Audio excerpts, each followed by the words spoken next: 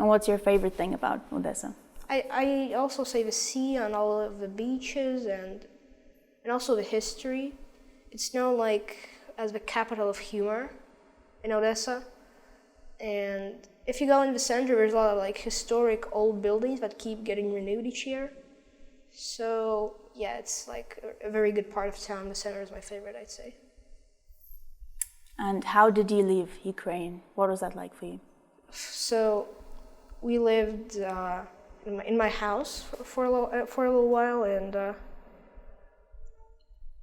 like 3 days after the war, so like 27th or 28th, my dad said like, pack your bags and we're going to Moldova. So we went to Moldova. We stayed in Chisinau in a hotel for a couple of days, and then my mom said it wasn't safe, so we went to Sofia with a one-day stop in Bucharest, because it was a very long trip from Chisinau to Sofia.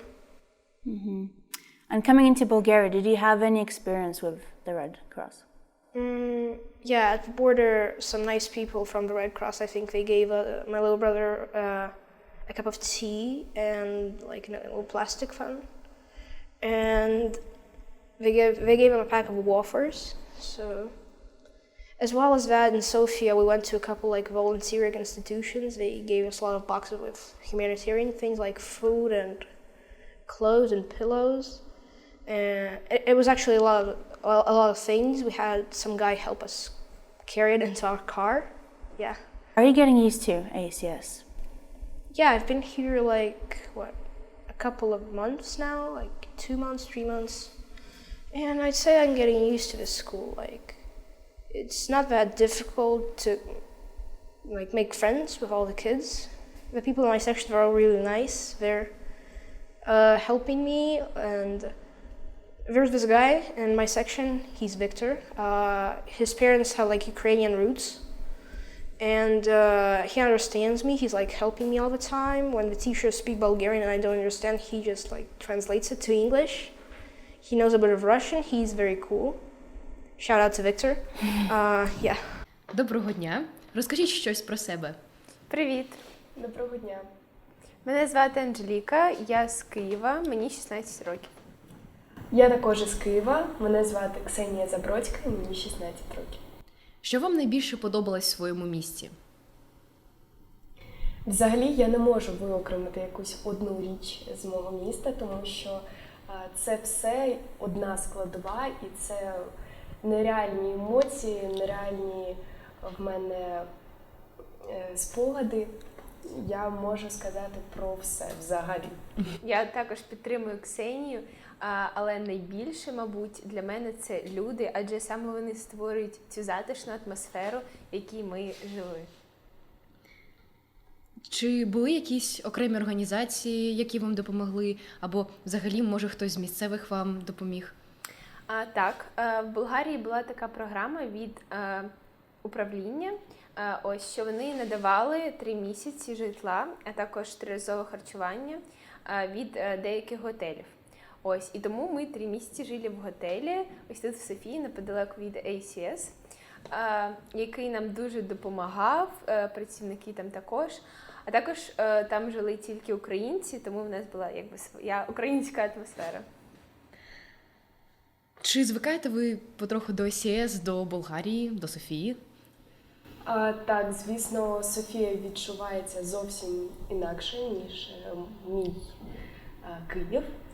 Але я дуже-дуже рада знаходитися в АСС, тому що це новий погляд на навчання, це нові можливості. Особливо учні, вчителі, всі дуже добрі, всі дуже привітні з нами, і я дуже вдячна за це. Так, я, звісно, погоджуюся з цим. Я дуже вдячна всім вчителям, учням, адміністрації за те, що вони нас підтримують, допомагають, завжди підкажуть щось, якщо ми щось не знаємо. Я звикаю до ACS та Болгарії. Мені навіть мої однокласники вже встигли показати місто, що дуже вражає насправді. Ось, і я за це їм дуже вдячна. Дякую вам велике за інтерв'ю. Дякую. І вам дякуємо.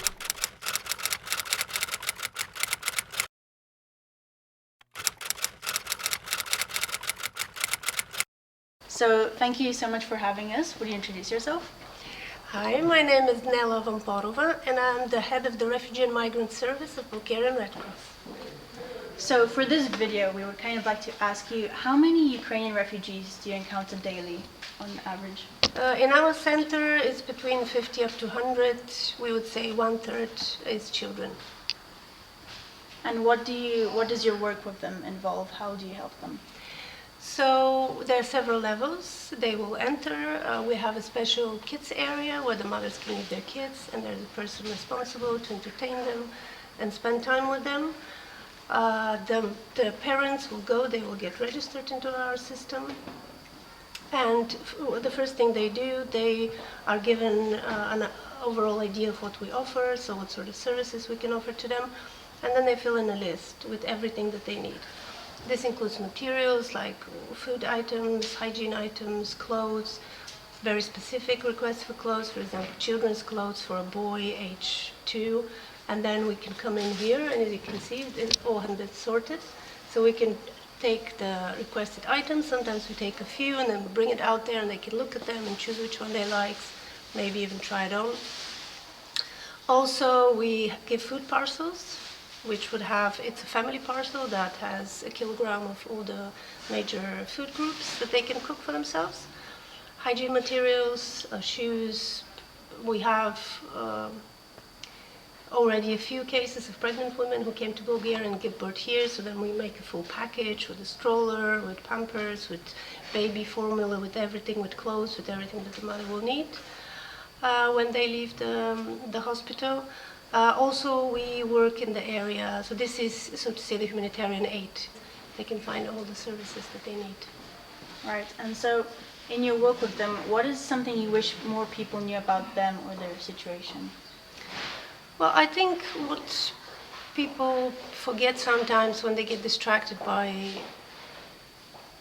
things that they can easily see is that none of these people wanted to be here, and that I sometimes speak with people and they'll say, oh, but why is this like this and that? And I say, well, imagine you have to leave tomorrow. Do you have nice clothes on? Yes. Do you have a nice car? Yes. But how much money do you have in your house? Because this is all the money you're going to leave with. So you're going to arrive someone, yes, with nice clothes and nice car, and barely any money.